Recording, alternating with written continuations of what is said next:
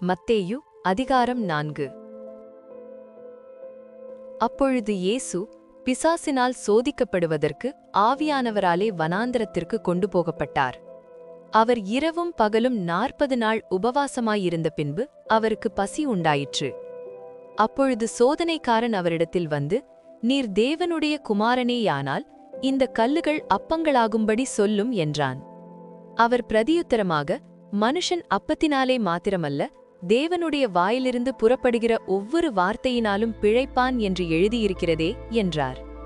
அப்பொழுது பிசாசு அவரை பரிசுத்த நகரத்திற்கு கொண்டு போய் தேவாலயத்து உப்பரிக்கையின் மேல் அவரை நிறுத்தி, நீர் தேவனுடைய குமாரனேயானால் தாழக் குதியும், ஏனெனில் தம்முடைய தூதர்களுக்கு உம்மை குறித்து கட்டளையிடுவார், உமது பாதம் கல்லில் இடராதபடிக்கு அவர்கள் உம்மை கைகளில் ஏந்திக் கொண்டு போவார்கள் என்பதாய் எழுதியிருக்கிறது என்று சொன்னான்.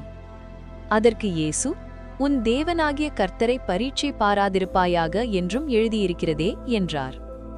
மறுபடியும் பிசாசு அவரை மிகவும் உயர்ந்த மலையின் மேல் கொண்டு போய் உலகத்தின் சகல ராஜ்யங்களையும் அவைகளின் மகிமையையும் அவருக்கு காண்பித்து, நீர் சாஷ்டாங்கமாய் விழுந்து என்னை பணிந்து கொண்டால் இவைகளை எல்லாம் உமக்கு தருவேன் என்று சொன்னான். அப்பொழுது இயேசு, அப்பாலே போ சாத்தானே, உன் தேவனாகிய கர்த்தரை பணிந்து கொண்டு அவர் ஒருவருக்கே ஆராதனை செய்வாயாக என்று எழுதியிருக்கிறதே என்றார். அப்பொழுது பிசாசானவன் அவரை விட்டு விலகிப் போனான். உடனே தேவதூதர்கள் வந்து அவருக்கு பணிவிடை செய்தார்கள். யோவான் காவலில் வைக்கப்பட்டான் என்று இயேசு கேள்விப்பட்டு கலிலேயாவுக்குப் போய் நாசரேத்தை விட்டு செபுலோன் நப்தலி என்னும் நாடுகளின் எல்லைகளில் இருக்கும் கடற்கரைக்கு அருகான கப்பர்நகூமிலே வந்து வாசம் பண்ணினார். கடற்கரை அருகிலும் யோர்தானுக்கு அப்புறத்திலும் உள்ள செபுலோன் நாடும் நப்தலி நாடும் ஆகிய புறஜாதியாருடைய கலிலேயாவிலே இருளில் இருக்கும் ஜனங்கள் பெரிய வெளிச்சத்தைக் கண்டார்கள். மரண இருளின் திசையில் இருக்கிறவர்களுக்கு வெளிச்சம் உதித்தது என்று ஏசாயா தீர்க்கதரிசியினால் உரைக்கப்பட்டது நிறைவேறும்படி இப்படி நடந்தது. அதுமுதல் இயேசு, மனம் திரும்புங்கள், பரலோக ராஜ்யம் சமீபித்திருக்கிறது என்று பிரசங்கிக்கத் தொடங்கினார்.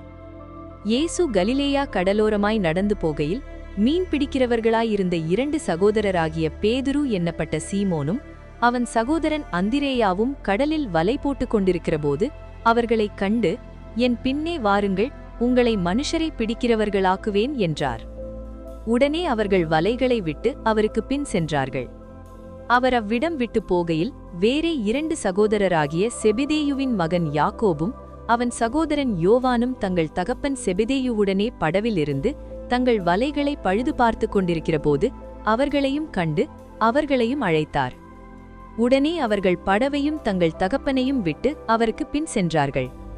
பின்பு இயேசு கலிலேயா எங்கும் சுற்றி நடந்து அவர்களுடைய ஜெப ஆலயங்களில் உபதேசித்து ராஜ்யத்தின் சுவிசேஷத்தை பிரசங்கித்து ஜனங்களுக்கு உண்டாயிருந்த சகல வியாதிகளையும் சகல நோய்களையும் நீக்கி சொஸ்தமாக்கினார். அவருடைய கீர்த்தி சீரியா எங்கும் பிரசித்தமாயிற்று. அப்பொழுது பலவித வியாதிகளையும் வேதனைகளையும் அடைந்திருந்த சகல பிணியாளிகளையும் பிசாசு பிடித்தவர்களையும் சந்திர ரோகிகளையும் திமிர்வாதக்காரரையும் அவரிடத்தில் கொண்டு வந்தார்கள். அவர்களை சொஸ்தமாக்கினார். கலிலேயாவிலும் தெக்கப்போலியிலும் எருசலேமிலும் யூதேயாவிலும் யோர்தானுக்கு அப்புறத்திலும் இருந்து திரளான ஜனங்கள் வந்து அவருக்கு பின் சென்றார்கள்.